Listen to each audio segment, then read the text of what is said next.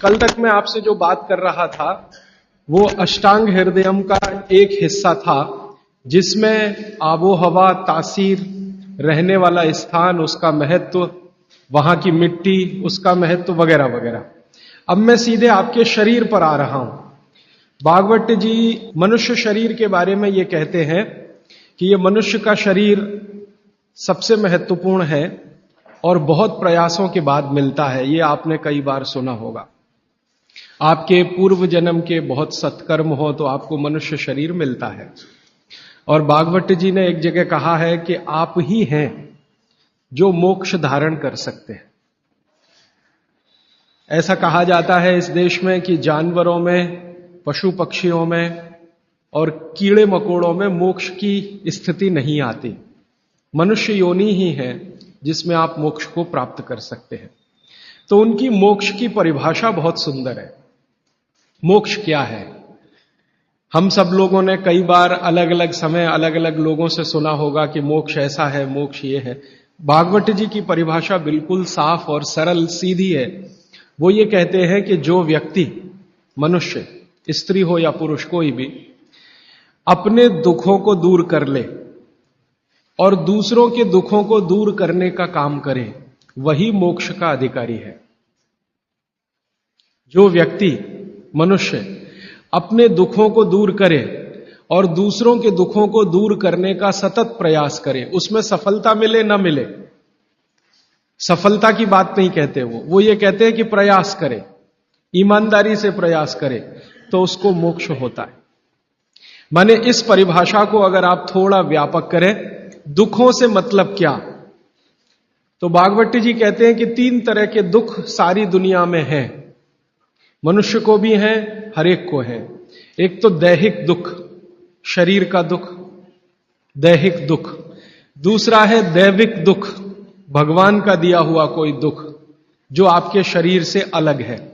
भगवान ने आपको कोई दुख दे दिया, अचानक से आप गरीब हो गए, या अचानक से आपके घर में कोई दुर्घटना हो गई, आग लग गई, धरती कंप आ गया, भूकंप आ गया, आपका घर टूट गया, सब कुछ तहस नहस हो गया, सुनामी आ गया, ये दैविक दुख। और तीसरा और आखिरी दुख है भौतिक दुख। भौतिक दुख में सबसे ज्यादा यही है, गरीबी, बेरोजगारी, भूखमरी। तो वो भागवत जी कहते हैं कि दैहिक, दैविक और भौतिक तीनों दुखों से जो व्यक्ति मुक्त हो और दूसरों को मुक्त करने का रात दिन प्रयास करे, वही मोक्ष का अधिकारी है। आगे के सूत्र में वो ये कहते हैं कि अगर आपने अपने जीवन के तीनों दुख दूर कर लिए और आप दूसरों के दुखों को दूर करने के लिए कुछ नहीं करते, तो माफ कीजिए, आप कभी भी मोक्ष के अधिकारी नहीं हो सकते। हमारे यहां बहुत सारे साधु संत हैं जो हिमालय में जाके तपस्या करते हैं। तो उनकी जो तपस्या है हिमालय की, वो अपने दुखों को दूर करने तक सीमित है।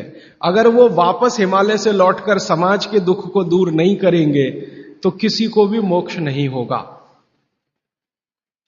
भागवत जी कहते हैं कि कोई सदगृहस्थ व्यक्ति है, वो स्वामी नहीं है, महात्मा नहीं है, तपस्वी नहीं है, लेकिन अगर वो अपने दुखों से दूर करते हुए दूसरों के दुखों को दूर करने के काम में लगा हुआ है, तो वो कहते हैं कि वो तपस्या करने वाले से ज्यादा बेहतर है, भले ही वो सदगृहस्थ है।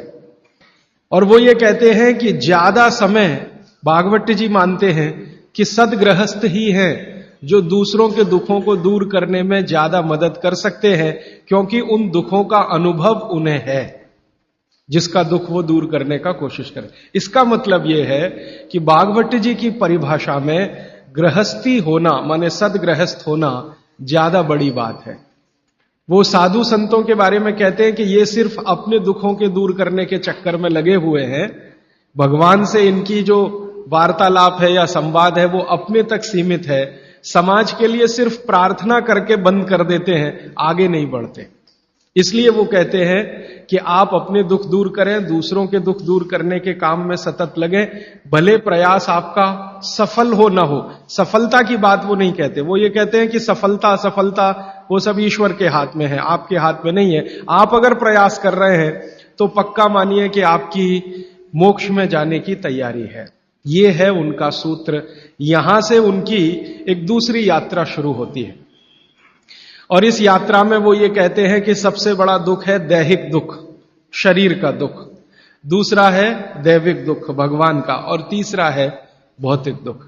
तो आपसे भौतिक दुख की बात करना मैं समझता हूं कोई जरूरी नहीं है, क्योंकि आप जिस वर्ग से आते हैं आपको भौतिक दुख तो मैं मानता हूं नहीं ही है, तो उस पर समय खराब करने से ज्यादा फायदा नहीं। आपसे जो सबसे ज्यादा मैं बात करूंगा, जिसकी जरूरत भी है आपको, वो दैहिक दुख के बारे में बात करूंगा। आपका शरीर